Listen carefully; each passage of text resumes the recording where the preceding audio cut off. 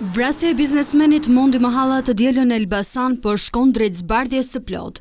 Policia ka identifikuar dy autorët e ekzekutimit mafioz, Marcelo Arani dhe Armando Kola, të cilët janë shpallur në kërkim. Ndërkohë që në pranga është vënë ish ortaku i Mahallës në biznesin që ai kishte me taksit, Gino Ago.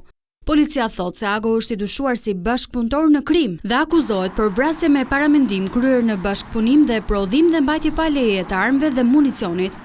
Gino Ago në deklaratën e dhënë në polici ka gënjur kur është pyetur se ku ndodhej në momentin e vrasjes së Mahallës. Po ashtu në pranga ka rënë edhe Kujtim Pisha, 52 vjeç, roje e karburantit të Mondi Mahallës për veprën penale mos kallëzimi krimit.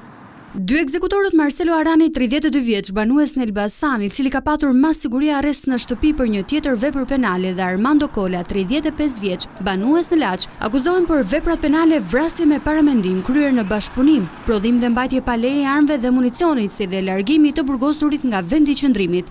Policia thot se ka arritur të zbardhë të gjithë mekanizmin e ngjarjes, të dokumentuar edhe me pamje filmike, ndërsa janë sekuestruar dokumenta shitblerje automjeti, 3 celular dhe 2 DVD. Një ditë më parë, policia arrestoi edhe Naldo Gjinin me origjinë nga Lezhë, i cili ishte parë ditët e fundit duke qarkulluar me makinën tip Audi që përdorën autorët në ekzekutimin e 43 vjeçarit.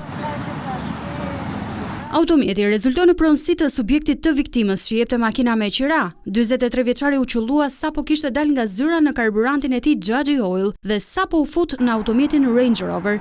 Autorët e qelluan disa herë me pistolet, ndërsa 2 prej plumbave e prekën në kokë. Pas ngjarjes së rëndë, ata u larguan me makinën Audi, e cila u gjet e djegur në fshatin Mirak bashkë me një pistolet brenda.